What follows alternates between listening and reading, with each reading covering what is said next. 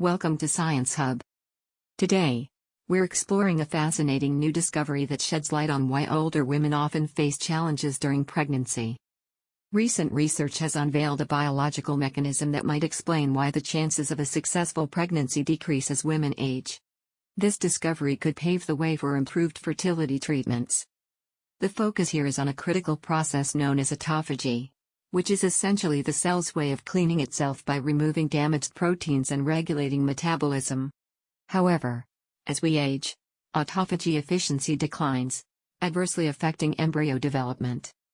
Researchers observed that embryos from older women show a significant reduction in autophagy levels, leading to the abnormal accumulation of certain enzymes.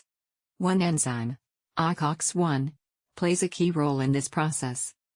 When autophagy fails, ACOX-1 levels rise abnormally, causing excessive fatty acid oxidation in embryos.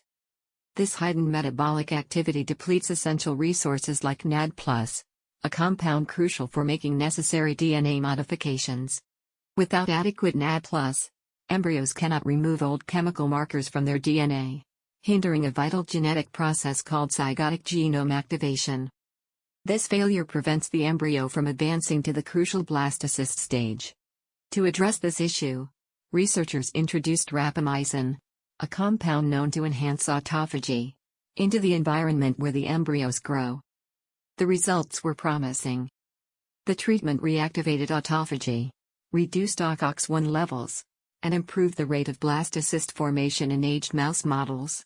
This study underscores the importance of autophagy in maintaining embryo health and opens the door to developing new therapeutic strategies to improve pregnancy chances for older women.